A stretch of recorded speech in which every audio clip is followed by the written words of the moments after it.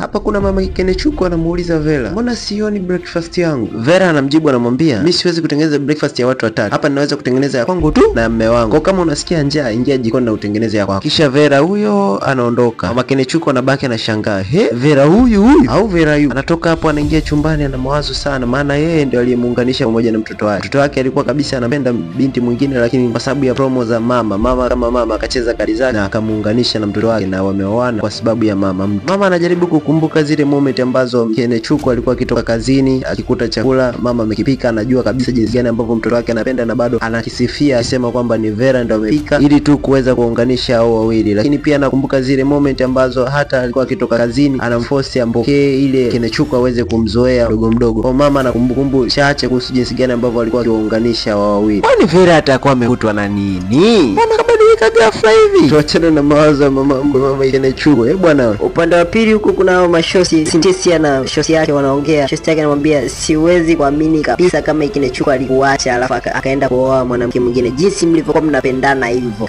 Mimi siwezi tena kupendana na Fasiboni, hata haja na Lia. Fasiboni kwangu ni mwiko, maana wanawasikiliza sana mama zao. Siwezi kuamini kabisa akakuacha rafiki yangu. Bana, ndo hivyo watoto wa Ibo wanajali mama zao kuliko kitu kingine chochote. Kwa hiyo inabidi ndo hivyo, ndiko napenda, lakini ningefanya nini? Tunarushwa upande wa pili huko. Vera katichama, mama please, kuna ambaye ni mtumwa hapa kwenye hii nyumba? Hakuna. Unaona vile vyombo pale jikoni, nenda ukavioshe. Uwezi ukala alafu acha kuosha vyombo vyako. Vera, unaongea na nani hivyo? Mama ikabidi aulize, ni wewe ndiye unaniambia mimi nikaoshe vyombo? Serious? Vera akamjibu, wewe si utaki kwenda nyumbani kwako? Umemuoa mume wako, unakuja kunibanabana hapa mimi na mume wangu.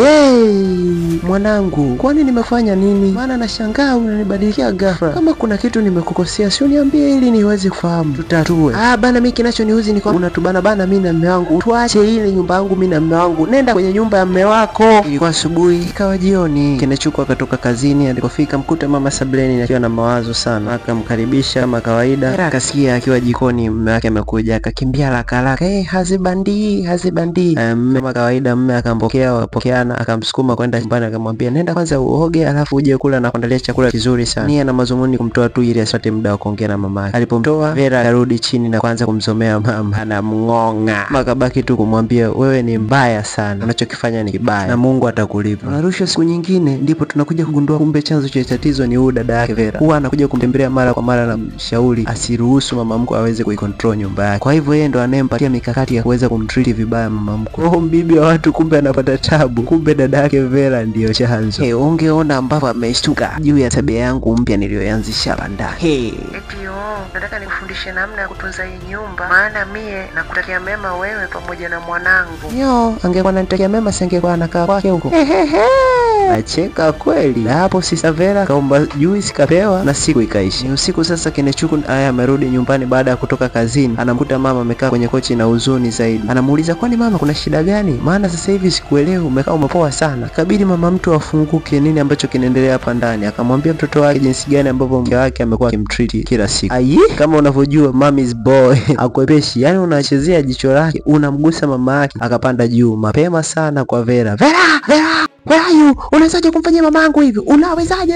Jeni, kweli umekuwa ukimwambia mama aoshe vyombo vyake na umekuwa hutaki kabisa kumpikia? Na kuuliza umepata wapi hiyo authority? Si ana mikono, kwani kuna shida gani akiosha vyombo na kijipikia mwenyewe? I say, kama hutaki chakula chako mama ale, basi na mimi usinipikie wala usinihesabu kwenye hicho chakula. Utakula mwenyewe. Kumbe ndakana lichocho la mama hapa. Sasa hivi haitaisha. Kwa sababu wewe unakaa upendo wa mamako tu na ufikirie nini ninachokifikiria. Asubuhi ndio hii hapa, mshikaji ameshaamka sasa, anajiandaa kwenda kazini. Anamuuliza mke wake, vipi leo uniandalie chai, maana muda wa chai umeshafika. Kamwambia mamako akuandalie. Mshikaji inabidi ashtuke. Basi kama kawaida wanaume wazee kumezea, ikabidi asepe aende zake kazini. Akamwambia, lakini unachokifanya sio kizuri hata kidogo. Sasa wakati anaelekea kazini akiwa na rafiki yake kwenye gari, ikabidi amuulize ni sehemu gani ambapo kuna mgahawa ili aende kunywa chai. Ikabidi rafiki yake shangae, maana wewe si umeoa mwanangu, sasa vipi tena mgahawa? Kwani mkeo akupikie? Mshikaji ikabidi awe mkweli tu, amwambie bwana anatesa sana yule mwanamke, hata mimi mwenyewe sielewi, anapiga tu ambazo ambazo zieleweke. Anapokea madha, ndo hivyo, chai hataki kupika. Wewe nielekeze tu sehemu nikanywe chai. Alipotoka kazini jioni, mshikaji karudi na chakula chake pamoja na mama yake, wakakaa pale wakala. Vera yuko pale anashangaa tu, vipi tena? Ile mshikaji anapandisha chumbani, Vera akamkaba. Kwa chakula ndichopika nani anakula? Utakula peke yako, maana kama chakula mama hawezi kukila, basi na mimi siwezi kukila. Vera akaachwa mdomo wazi, bado anashangaa kabisa, muelewe mmeo ana tatizo gani. Yaani Kinechuku umeamua kutokula chakula changu. Sawa, tutaona ile game litakapoisha. Tutaona. Asubuhi nyingine tena Vera amekaa ametulia kabisa, tena amenyoosha miguu bila tabu sableni, badala ya kumwandalia mume wake chai. Kwa hiyo mama mtu akaingia jikoni akamwandalia chai mwanae akatoka huko anakuja kunywa chai kwa ajili ya kwenda kazini. Vera anaangalia kati ya mgomo baridi. Baada tu ya Kinechuku kwenda kazini, Vera akaingia jikoni akamkuta mama anapika, akaanza kumtukana na kumzingua, anamwambia wewe ndio unajipirisha hapa, unasababisha mume wangu akatee vyakula vyangu kwa sababu wewe unampikia. Wewe uone aibu, nenda kwako, achana na mume wangu. Lakini mama naye anamwambia ni mwanangu pia, kama huwezi kumpikia nitampikia pia. Ugomvi ukaendelea, siku ikapita, tuwafunika klasi. Sasa tunaonyesha usiku mshikaji wazungu amekaba sana, na bidii aombe unyama kwa mkewe, lakini mkewe anamtolea nje. Mshikaji hadi anataka kulia, lakini Vera hataki, amegoma, toi unyama. Mshikaji kinyonge sana na hasira akavuta shuka, ikabidi alale. Oya, haya mambo uishie tu kuyasikia kwa Kinechuku, ila akikukuta hamna adhabu kubwa kabisa ambayo unaweza kumpatia mtoto wa kiume kama kumnyima unyama kwa demu wake au mke wake. Oya, ina pain kisenge. Mimi shai kunikuta, ngoja niishie hapo, tuendelee na story yetu. Kama kawaida, dada yake Vera akamtembelea Vera, na Vera akaanza kumsimulia jinsi alivyomnyima unyama mshikaji. Na dada yake akaendelea kumsifia sana kwamba amemkomoa sana Kinechuku kwa kumnyima unyama jana. Namna hiyo mama yake ataweza kuondoka hapa nyumbani kama ataendelea kwa frustrate namna hiyo. Sasa upande wa pili huku mshikaji naye anamsimulia rafiki yake jinsi gani ambavyo mke wake anamtesa, anamnyima hata game. Akamwelekeza mwanae kwamba na upwilu amtafutia hata kibinti fulani angalau ambacho anaweza akakitumia hata siku moja tu siku mbili. Mwanae alicheka kweli, ila sema akamwambia ni wakati napita town nilikutana na ex wako Cynthia, sasa hivi kanona kishenzi. Mwanangu kweli? Afu mimi si unajua yule atukuachana kwa ubaya, ni vile mama tu aliniforce nilioe ili demo, afu ndo hivi linanitesa. Lakini mimi yule tulikuwa tunapendana sana mwanangu. Naweza kupata hata namba zake. Kama unavyojua washikaji hawajawahi kufeli, namba zikapatikana, wakakutanishwa, wakajenga, mara game likapigwa. Bwana mshikaji ndo kunogewa kabisa, sio ya kuweza kurudi kabisa nyumbani. Sisi utamu wa ex wewe. Kwa maana wana washauri msiachane kwa ubaya, hapo siku maji yanazidi unga. Msemo wa Jux. Huko nyumbani mama anapiga simu nyingi sana, maana hajawahi kuona mtoto wake leo kurudi nyumbani kama leo.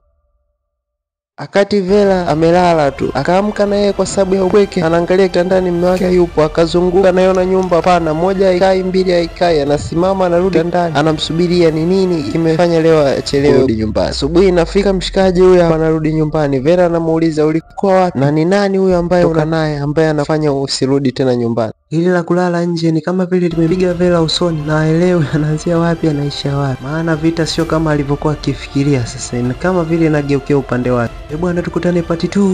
Mimi ni storyteller wako Kusekwa. Bye.